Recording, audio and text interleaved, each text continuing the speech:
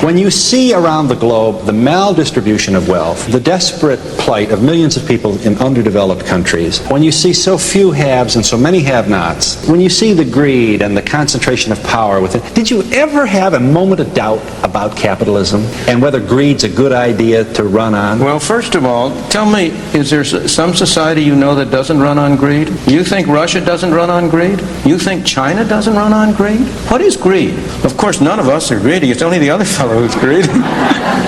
The world runs on individuals pursuing their separate interests. The great achievements of civilization have not come from government bureaus. Einstein didn't construct his theory under order from a bureaucrat. Henry Ford didn't revolutionize the automobile industry that way. In the only cases in which the masses have escaped from the kind of grinding poverty you're talking about, the only cases in recorded history are where they have had capitalism and largely free trade. If you want to know where the masses are worst off, it's exactly in the kinds of societies that depart from that. So that the record of history is absolutely crystal clear that there is no alternative way so far discovered of improving the lot of the ordinary people that can hold a candle to the productive activities that are unleashed by a free enterprise system.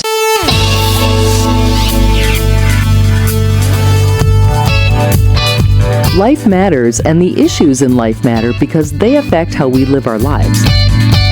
In this podcast, Pastor Walt McFadden thinks out loud about truth and discerns how it is being applied to everyday life. Thinking Out Loud podcast is a production of City View Church in Minneapolis, Minnesota.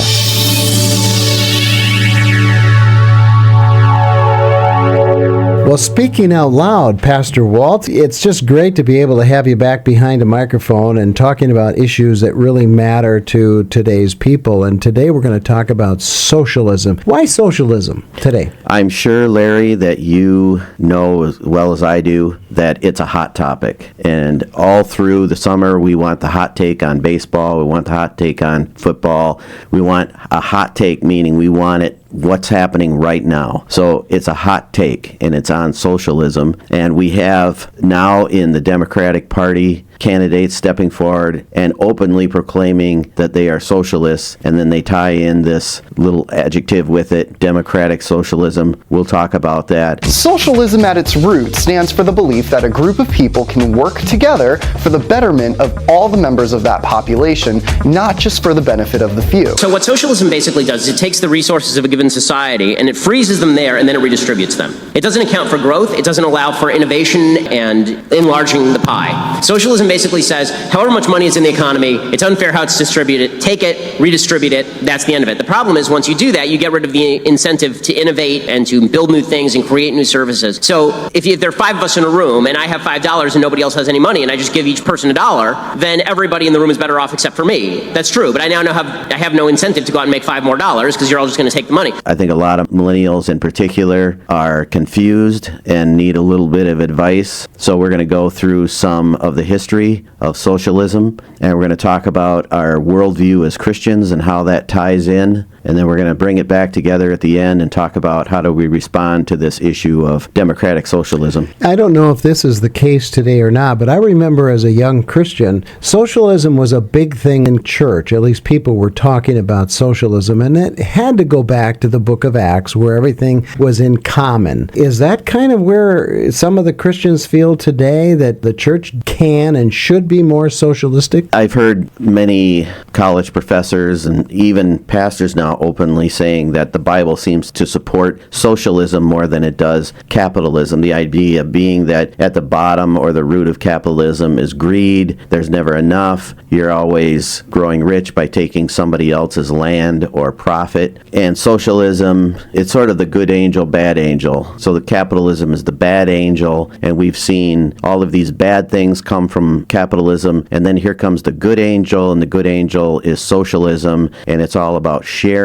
But the socialism that we see being promoted in our culture is very different than the biblical idea of socialism. And we see in the case of the person who's mentioned there in the book of Acts, Barnabas, he willingly sells his land and brings it and puts it at the feet of the disciples. But evidently he's got a piece of property, an extra piece of property, and he's also probably in the early stages of preparing to go to the mission field. So he sells his land and he gives the money to the church, and that's done willfully. But it doesn't say that everybody sold their property and came and collectivized it together. So we want to talk about the idea of socialism, collectivism. I think there's a much stronger biblical case for the idea of capitalism than there is for socialism. It almost seems, however, that everywhere you turn, Pastor Walt, socialism is the norm. I mean, I don't care if it's coming out of a Christian university or the local university. Everybody is really moved toward that equal opportunity for all,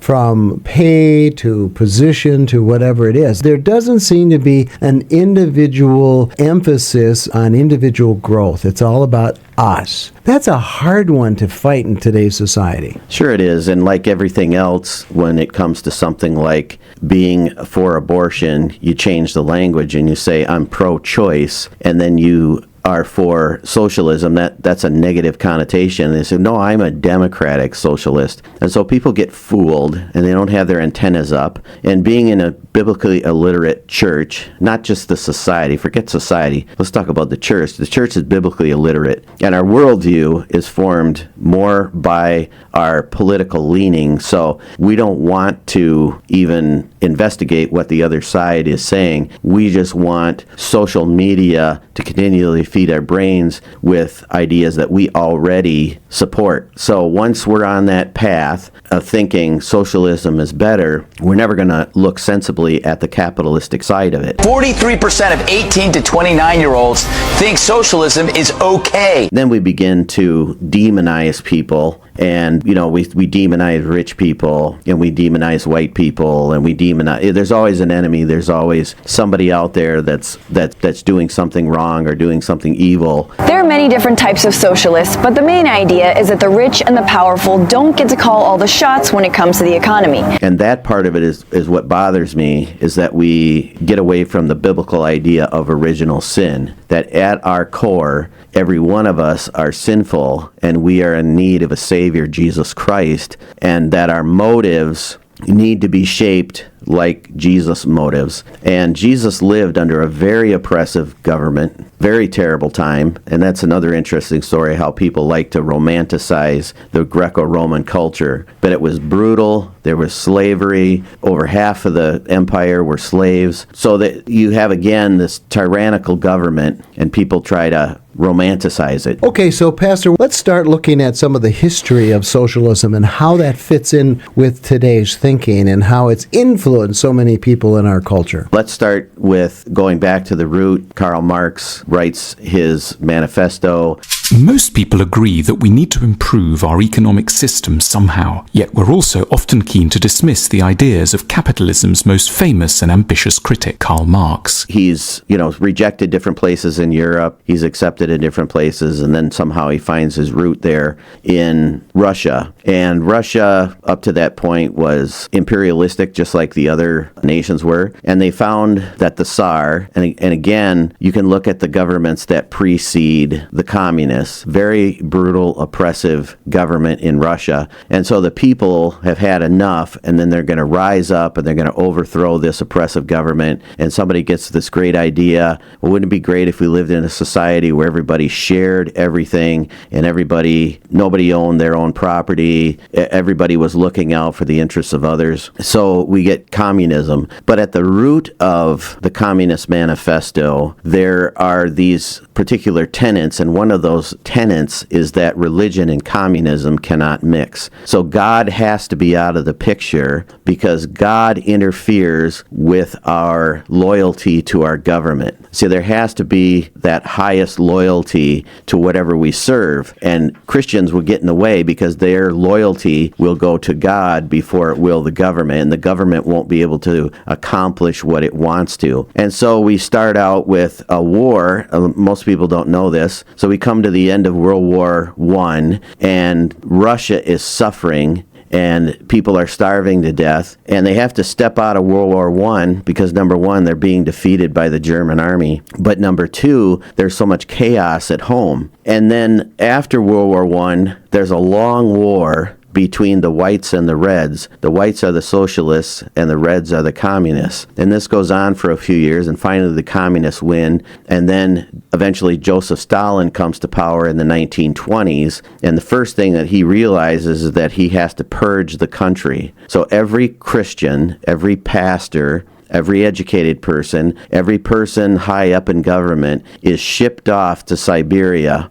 And so we talk about the gulags, and we've seen movies about the gulags. They're real, they existed, and they murdered people by the millions by just letting them freeze to death and starve to death at the other end of the country. You know, I think that's such a great point, Pastor Walt, because I think when people start talking about socialism here in America, they don't realize that when you talk about socialism, socialism has to get rid of God at some point, right? Because you can't have two people at the top. You've got to make the state God, and you got to get rid of God as we know him. Right. Then you come up with a whole new system of morality. Your morality doesn't come from God, and your rights don't come from God. Your rights come from the government. And that's where we're getting mixed up and convoluted in our culture now. We no longer believe that our rights come from God. We believe that our rights come from somewhere. Well, it has to be the state. And so we put our trust into these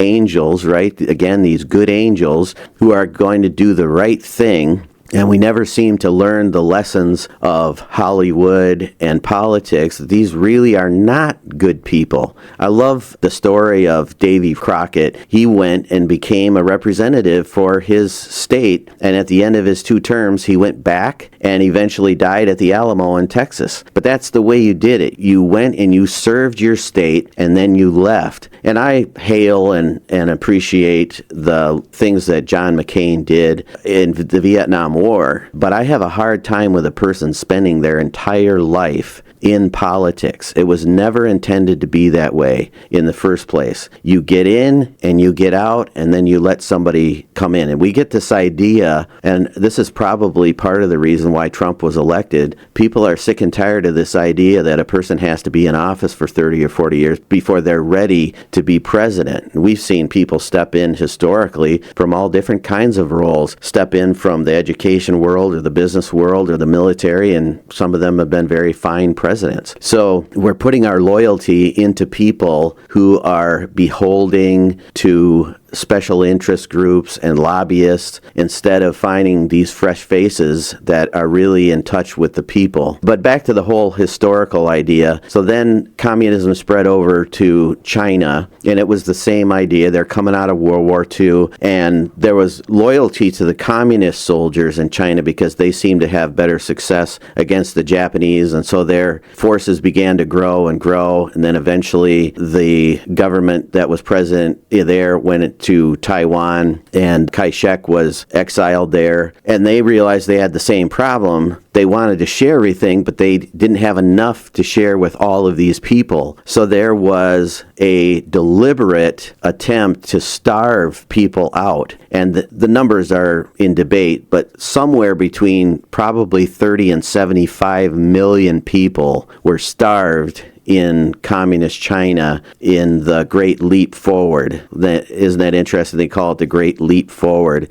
And Stalin did the same thing in Ukraine, starved millions of people, deliberately killed them so that they could sort of whittle down and get to this manageable population. And then, of course, from there we saw through the 50s and 60s, it spreads into Vietnam, and the United States sort of throws in the towel on the Vietnam War, and they come in and they massacre everybody that was a part of the government. It spreads over in Cambodia, and Cambodia is the most interesting story of all. If you haven't read the story, you should read it, about the killing fields. A population of about 4 million people. When the communist government took over, they killed every single person who had an education, anybody who had been associated with the previous government, any person person who wore glasses, any person who had any kind of physical defect. And they massacred these people and they threw them out in the fields. And so you see in the movie The Killing Fields, the main character is trying to escape communist Cambodia, and he's literally crawling through these fields full of dead bodies. It's gruesome, but they slaughtered about 25% of the national population. If we did that in the United States, we'd be talking about 75 or 100 million people would be massacred. But why does it always come to that in the end? Because, like Margaret Thatcher said, the problem with socialism is you always run out of other people's money. And part of the experiment there in Cambodia, once the communists took over, everything was going to be exactly equal. So they divided up all the land equally, and they put lords over the land, and each plot of land was going to have its own set of workers. Well, over time, and I talked to a missionary from Cambodia about this one time, he said over time, the lord of a particular field would lose workers. They'd die, they'd get sick, and so he would go and attack the other field, and he would steal and enslave workers from that field.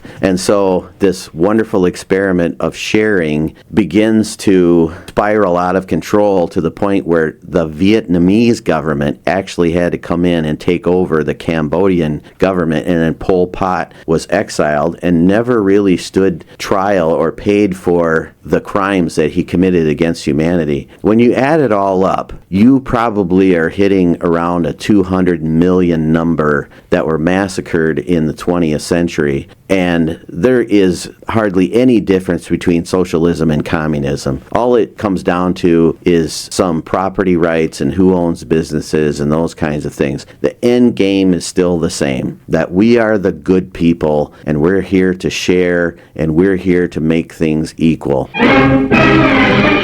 Communism, after all, was about equality and harmony. There was nothing wrong with the idea itself.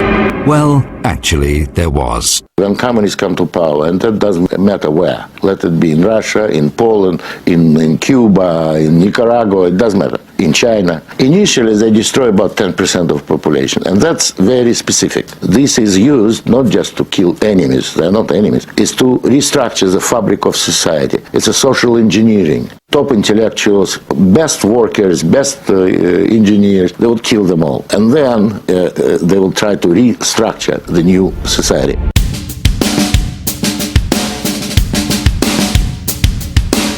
You're listening to Thinking Out Loud with Pastor Walt McFadden.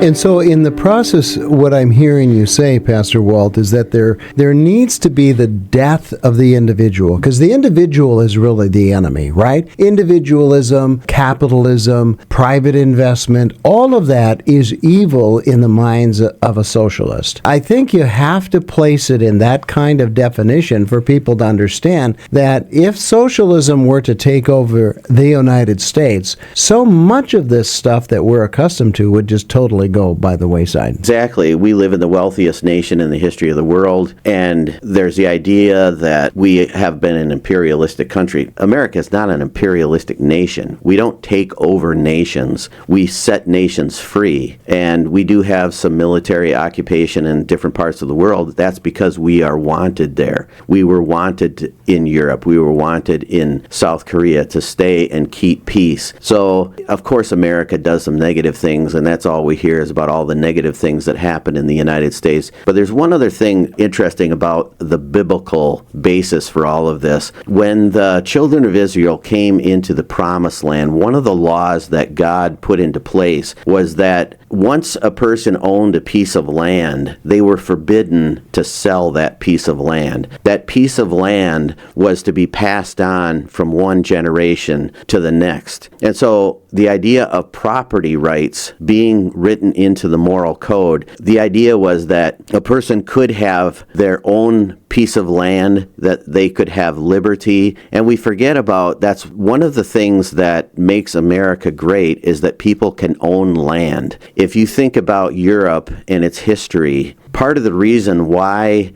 people were so drawn to this idea of 40 acres and a mule was to own 40 acres of land in Europe was impossible for a person. There was no way that you could climb the social ladder and get land. All the land was bought up. But once you have a piece of land, you can begin to build a life for yourself. You can put a house on it. You can have a farm. You can raise crops. And God says, don't sell that piece of land. Make sure that you take care of the next generation and pass it on to the next person. So this idea that the Bible leans more towards socialism, I don't see it at all. In fact, I see a much better case for the idea of capitalism. Jesus talked about money more than any other issue in his parables. Then sometimes that can be abused as well when we talk about the prosperity gospel. But the idea is that the resources that have been entrusted to us are to be grown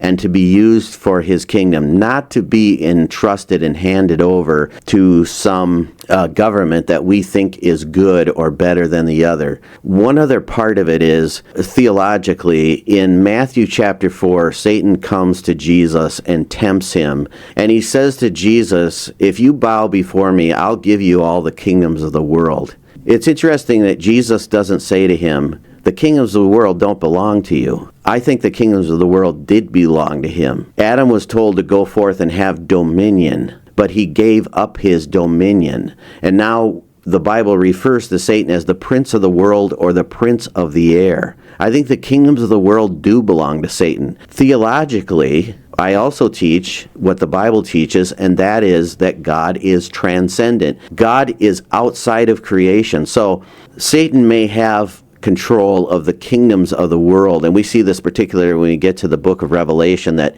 he comes out of his 1,000-year captivity and he raises armies from the kingdoms of the world. And he brings them against the Son of God, and of course they're defeated. But I think he has control over the world right now. This is his dominion because Adam handed it over in the Garden of Eden. But God is transcendent. God is the one who is ultimately calling the shots. So if you can imagine, God is outside of creation, but he ultimately is controlling what's happening here in the world. And I think that would give me pause to think that a worldly government or an earthly government could be considered godly or good. I think we need to pause and think about the sinfulness of mankind and who is really in control of the governments of the world. You know, you made me stop and think for just a moment, Pastor Walt, when you talked about socialism and the rule of the masses over the individual. And I'm not sure that's God's pattern, because God did not call the masses to rule over people. He called leaders to rule over the people, the priests and the prophets, and of course in the New Testament we have the fivefold ministry, to lead the masses, to teach people the right way. And I think that's God's pattern. So we're reversing that in socialism. Yeah, if I were to say that democracy isn't a biblical idea, I think we'd be thrown for a loop. I hear people say all the time, we live in a democracy, and we like that word. It's a positive word, democracy. I have a vote, I have a say. We don't live in a democracy, we live in a representative republic, because the early founding fathers realized from history, again, they saw in places back through historically in Athens, they had a true democracy. Everybody in the town had a vote. But the masses don't always make the right decisions. And so you have authority and you have those over us that are held accountable by the people. It's really a remarkable system. They didn't just sit down in a weekend and write the Constitution and write all of the laws that govern us now. It took 5 or 6 years before they finally ratified the Constitution. And these were men who were schooled in history and had studied the governments of the world. And isn't it interesting that they didn't come up with the idea of communism? One of the interesting things about the Puritans when they came, they tried to live under sort of the socialistic or communist rule where everybody shared everything, and ultimately they found that people were lazy and that people liked getting free stuff, and it almost destroyed their culture. And they changed that and began to institute more of a capitalistic society that you have to work and you have to earn your way. Young people, and I hate to pick on millennials because I think there's a lot of good good things about millennials, but millennials like free stuff. And the problem is that it really isn't free. Somebody is paying for this on the other side. Let's just take capitalism for a moment. We look at a guy and he's parked his yacht in the harbor and we say, what a waste of money. That money could be used somewhere else. Well, that guy built the yacht, and how many people did he hire to work on that yacht? And somebody owns a yacht company, and so they have a business, and they're climbing the ladder, and they're moving up, and then they're hiring people with skill to work on that yacht. Why is it that America has become the richest country in the world? Because we've given people those kinds of opportunities, and the government hasn't held people down. They've given them free rein to earn, and rich people get a bad rap all the time. You know, I, just like everybody else, I have some rich friends. They are wonderful people. Last year, they say that the top 10 billionaires in the United States gave $4 billion to charity. $4 billion. I mean, how many people making $100,000 a year does it take to get to $1 billion a year? They are some very generous people, and the Bible never tells us, in fact, another Old Testament law is that when you come to court, you don't side unfairly with a poor person or a rich person. You just decide the case on the facts.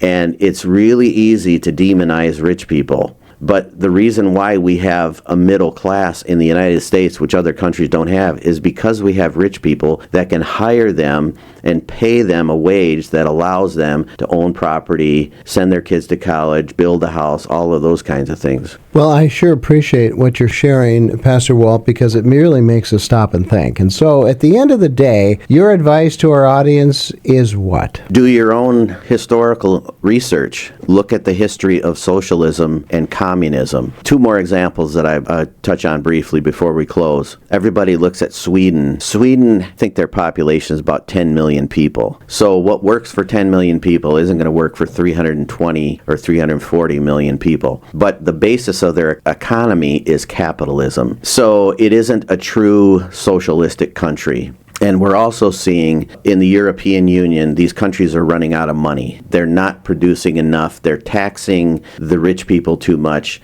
And so they're not able to produce the jobs that cause the growth of the middle class. The second is we have this idea that on one side there are the fascists and the other side there are the communists. The fascists and the communists are socialists. It was the Nazi Party, the Socialist Nazi Party. That's what the acronym stands for. They were socialist. It was just a different idea. It was more about the nationalistic part. It was more about that the Jews, the immigrants, the outsiders, were going to purify our race. It had nothing to do with the idea of capitalism versus communism. It was all about nationalizing healthcare, nationalizing business, nationalizing all the goods and services to the people. So when you call a conservative or you call a Republican a fascist, you're using the word in the wrong sense. You're not using the word correctly. They're all one and the same. Socialism, that we trust the government and that the government is good because they give us free stuff. Well, Pastor Walt, thank you for speaking out again. And until next time, thanks for your thoughts. Many people believe that free market capitalism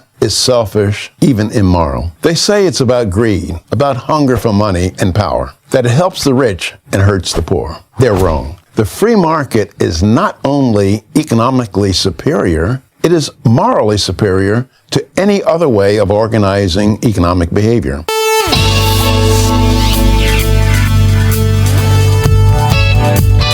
This podcast is listener supported. Please consider how you can help by going to our website at cvcmpls.org.